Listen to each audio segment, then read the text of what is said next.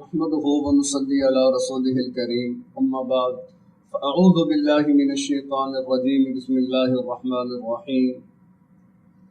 وما خلقت الجن والإنس إلا ليعبدون وقال النبي صلى الله عليه وسلم الكيس من دان نفسه وعمل لما بعد الموت والعاجز من أتبع نفسه هواها وتمنى على الله أو كما قال عليه الصلاة والسلام صدق الله العظيم وصدق رسوله النبي الكريم۔ نہ کہیں جہاں میں اما ملی جو اما ملی تو کہاں ملی، میرے جرم خانہ خراب کو تیرے عفو بندہ نواز میں، نہ وہ عشق میں رہی مستیاں، نہ وہ حسن میں رہی شوخیاں، نہ وہ غزنوی میں تڑپ رہی، نہ وہ خم ہے زلف ایاز میں، جو میں سر بسجدہ ہوا کبھی تو زمین سے آنے لگی صدا، تیرا دل تو ہے صنم آشنا تجھے کیا ملے گا نماز میں۔ معزز سامعین، اللہ تبارک و تعالی نے زمین اور آسمان کو تخلیق فرمایا، اس ساری کائنات کو پیدا کیا اور اس کائنات کے اندر انسانوں کی ضروریات کی تمام چیزوں کو احسن انداز میں اور احسن ترتیب سے اور ایک اندازے کے مطابق ان کی تخلیق فرمائی، اور اس پوری کائنات اور اس کی تخلیق کا جو مقصد اللہ تبارک و تعالی نے بیان فرمایا ہے، سخر لکم ما فی السماوات و ما فی الارض، کہ زمین اور آسمان اور اس کے درمیان جتنی موجودات ہیں، جتنی بھی کائنات ہے، جتنی بھی چیزیں ہیں، اے انسان یہ ساری کی ساری تیرے لیے بنائی۔ یہ سورج کا نکلنا تیرے لیے ہے، یہ رات کا آ جانا تیرے لیے ہے، یہ دریا سمندر ندی نالے تیرے لیے ہیں، یہ کھیتیاں یہ باغات تیرے لیے ہیں، یہ دن رات کا نظام تیرے لیے ہے، یہ سردی اور گرمی کے نظام تیرے لیے ہے۔ گویا کہ یہ ساری کائنات اور اس کے اندر جتنے بھی چیزیں ہیں، اے انسان یہ ساری کی ساری ہم نے تیری ہی خدمت کے لیے پیدا کی ہیں۔ تو سوال پیدا ہوتا ہے کہ جب یہ ساری کائنات حضرت انسان کے لیے پیدا کی گئی تو خود پھر اس انسان کو کس مقصد کے لیے پیدا کیا گیا؟ تو مقصد تخلیق انسانیت کے حوالے سے اگر ہم قرآن مجید کا مطالعہ کرتے ہیں تو اس میں ہمیں سمجھ میں آتا ہے، جہاں اور اس کے بہت سے مقاصد ہو سکتے ہیں تو دو بنیادی مقاصد قرآن مجید نے بیان فرمائے ہیں۔ پہلا مقصد وَإِذْ قَالَ رَبُّكَ لِلْمَلَائِكَةِ إِنِّي جَاعِلٌ فِي الْأَرْضِ خَلِيفَةً، کہ اللہ تبارک و تعالیٰ اس انسان کو جو دنیا کے اندر بھیجنا چاہتا ہے تو اس کا مقصد خلافت ہے، کہ یہ انسان دنیا میں جا کر اللہ کے احکامات اور اللہ کے نظام کو دنیا اور اہل دنیا پہ نافذ کرے۔ تو یہ ہے پہلا مقصد تخلیق، اور اسی طرح دوسرے مقصد تخلیق کی طرف اشارہ فرمایا، وَمَا خَلَقْتُ الْجِنَّ وَالْإِنسَ إِلَّا لِيَعْبُدُونَ، کہ ہم نے جنوں اور انسانوں کو اپنی عبادت کے لیے پیدا کیا ہے۔ تو گویا کہ دو بنیادی مقاصد سامنے آ گئے، ایک خلافت اور دوسرا عبادت۔ آج کی اس نشست کے اندر ہم عبادت کے عنوان پر گفتگو کریں گے انشاءاللہ۔ خلافت کا عنوان کیونکہ بڑا وسیع مفہوم رکھتا ہے تو اس کے حوالے سے انشاءاللہ آئندہ گفتگو ہوگی۔ تو عبادت کا سب سے پہلے سمجھیں کہ بنیادی فلسفہ کیا ہے، عبادت ہے کیا۔ تو جہاں اس کی بہت ساری ابحاث موجود ہیں کتاب و سنت کے اندر، علماء نے اس پر بہت کچھ لکھا ہے، تو مختصر سی بات اور سمجھ میں آنے والی بات وہ یہی ہے کہ عبادت کیا ہے، کہ اللہ تبارک و تعالیٰ کے احکامات کو پورا کیا، کہ جو اللہ ہم سے چاہتے ہیں، جو اللہ کا ہم سے مقصد ہے، بالخصوص اللہ نے جو ہمیں دنیا کے اندر بھیجا ہے، جو مقصد دے کر بھیجا ہے، ہم اس مقصد کو مکمل کریں، اس مقصد کو پورا کریں۔ تو ہے کہ اللہ کے احکامات کا مان لینا یہ ہے عبادت۔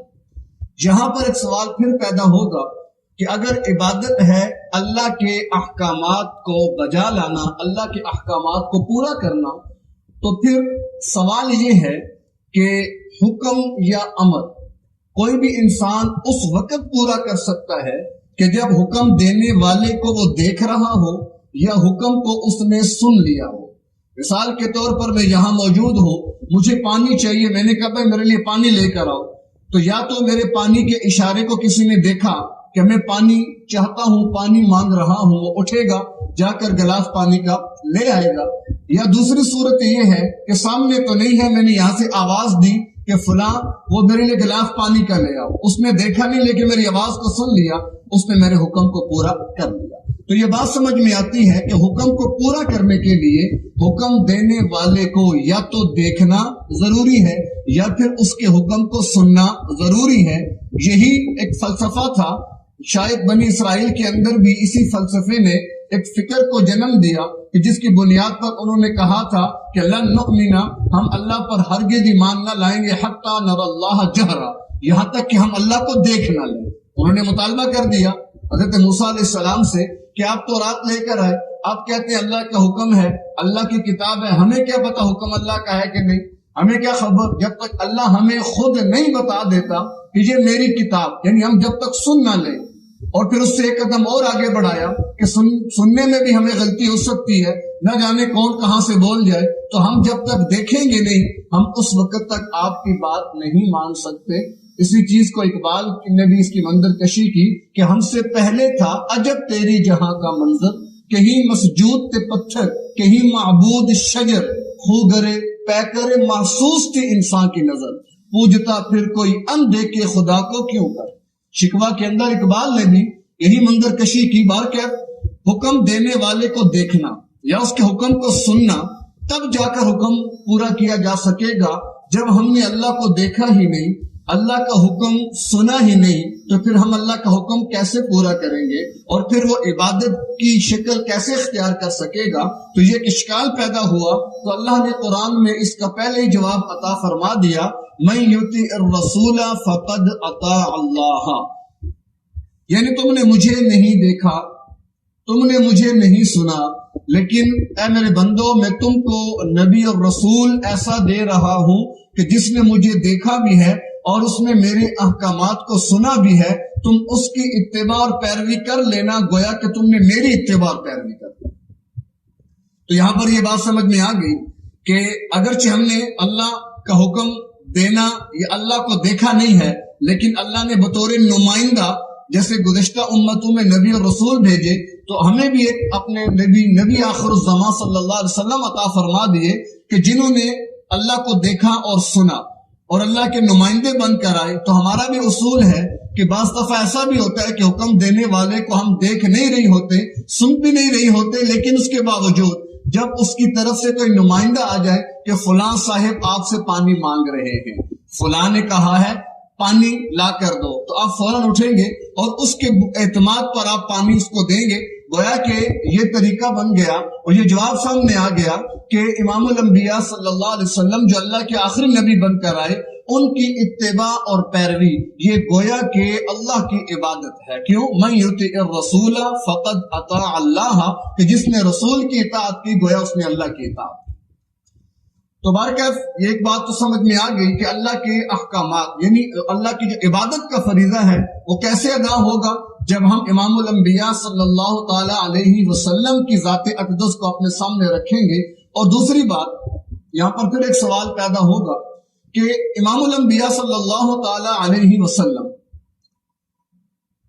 دیکھیں بات یہ ہے کہ عبادت ہمارا مقصد تخلیق ہے، مقصد زندگی ہے، تو اس کا تقاضا تو یہ ہے کہ ہر انسان اپنی زندگی 24 گھنٹے کی فقط گزارے تو اللہ کی عبادت۔ مقصد جو ہے زندگی کا، جب اللہ نے ہم سے پوچھنا ہے کہ میرے بندو تم کو اپنے عبادت کے لیے بنایا تھا، تو لہٰذا اب اس کا تقاضا تو یہ ہے کہ ہم 24 گھنٹے کی زندگی ہم نہ کھائیں، نہ پیئیں، نہ سوئیں اور کوئی بھی اور معاملہ نہ کریں، بس ایک کام ہو کہ مسجد ہو، مصلی ہو، میں ہوں، آپ ہوں اور اللہ تبارک و تعالیٰ کی عبادت۔ حالانکہ ہم دیکھتے ہیں کہ ایسا ممکن نہیں ہے، ایسا ممکن نہیں ہے کہ ہم اپنی زندگی کے 24 گھنٹے اللہ کی عبادت میں گزار دیں۔ کیوں؟ اللہ نے پیٹ بھی تو بنایا،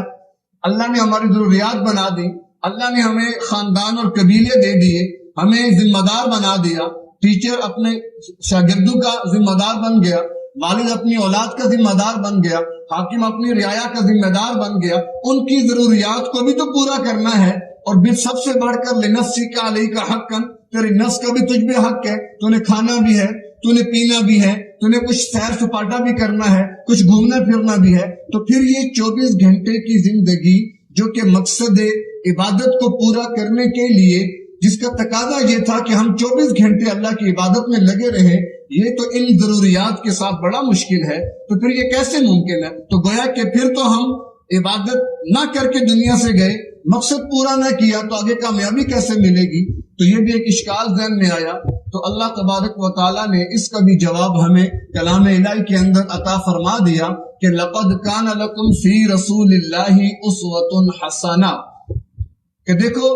تم یہ ذہن میں بات رکھو اگر کہ 24 گھنٹے تو اللہ کی عبادت ہم سے ممکن نہیں ہے، ہم نوافل پڑھیں، ذکر کریں، تلاوت کریں، اللہ کی عبادت کریں، باقی زندگی کے معاملات، خرید و فروخت، سیاست، معیشت، جتنے بھی مرحلے ہیں اور شعبات ہیں وہ کیسے پورے ہوں گے؟ تو اللہ تبارک و تعالیٰ نے فرما دیا لَقَدْ كَانَ لَكُمْ فِي رَسُولِ اللَّهِ أُسْوَةٌ حَسَنَةٌ، کہ میں نے ایک رسول تمہیں دیا جس کی زندگی تمہارے لیے بہترین نمونہ ہے۔ کیسے نمونہ ہے؟ کہ اس طریقے سے کہ دیکھو تمہاری زندگی کا مقصد عبادت ہے کہ تم اللہ کے احکامات کو پورا کرو، اور اللہ کے احکامات اب جب نمائندے اللہ کے نبی ہیں تو گویا کہ حکم اللہ کا پھر طریقہ نبی کا چلے گا، حکم اللہ کا طریقہ نبی کا ہوگا، تب جا کر ہم عبادت کو ادا کر سکیں گے۔ تو اللہ تبارک و تعالیٰ نے ہمارے لیے معاملہ آسان کر دیا اور ایک اصول ہمیں دے دیا کہ تم اپنی زندگی کے تمام ضروریات اور معاملات کو ایسے کرو کہ جیسے میرے نبی کی سنت اور میرے نبی کا دین اور شریعت ہے،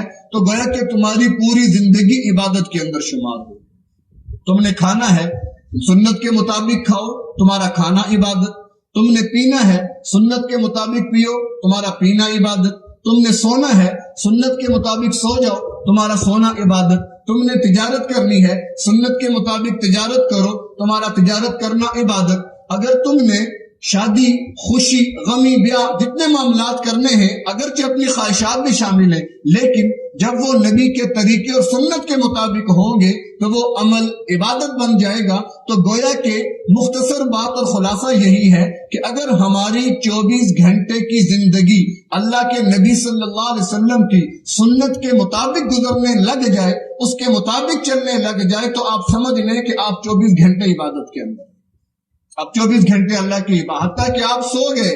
آپ تو میٹھی نیند سو رہے، لیکن اگر آپ سنت کے اہتمام کے ساتھ سوئے تھے، آپ تو سوئے رہے، لیکن آپ کے لیے فرشتوں نے اپنے نامہ عمل کے اندر عبادت کا ثواب لکھ دیا۔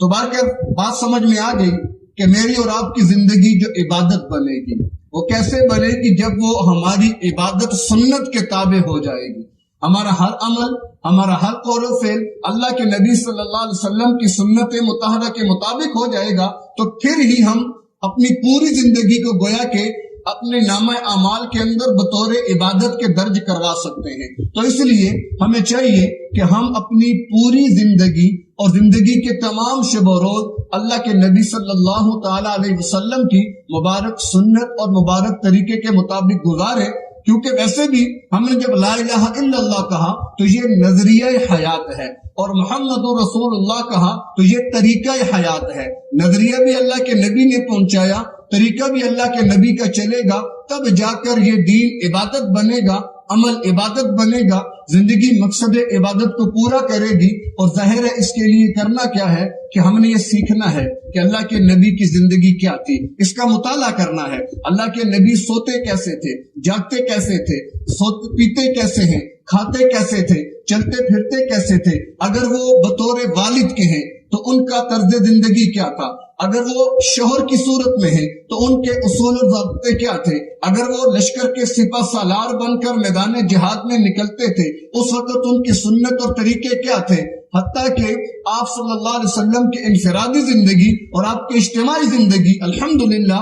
مکمل، کامل، اکمل، بہترین انداز میں ہم تک پہنچ چکی ہے، ہمارے پاس موجود ہے۔ بدنصیبی ہماری یہ ہے کہ ہم اس کو پڑھتے نہیں ہیں، سیکھتے نہیں ہیں، ہر معاملے میں یا تو انگریزوں کی طرف گھوم جاتے ہیں، یا یورپ کی تقلید کے اندر پڑ جاتے ہیں، یا امریکہ کے پیچھے نکل پڑتے ہیں، یا چڑھتے سورج کے پجاری بن کر ہمیشہ کے لیے اللہ اور اس کے نبی کو ناراض کرنے میں لگ جاتے ہیں تو ہمیں اپنے معاملات کو ٹھیک کرنا ہوگا، اپنے رخ کو تبدیل کرنا ہوگا کہ بحیثیت مسلمان میری اور آپ کی کامیابی اسی کے اندر ہے کہ ہم امام الانبیاء صلی اللہ تعالی علیہ وسلم کی غلامی میں آ جائیں، ان کی ہر ادا، ہر سنت، ہر عمل ہماری پوری زندگی کے اندر آ جائے، تو پھر ہی جا کر ہم اللہ کا قرب بھی حاصل کریں گے اور اللہ کو کامیاب ہو کر اللہ کے سامنے پیش بھی ہو سکیں گے، اور اس بنیاد پر پھر اللہ ہمیں فرمائے گا کہ ہاں اب تم نے اپنے مقصد حیات کو پورا کیا۔ ایک واقعے پر بات ختم کرتا ہوں۔ ایک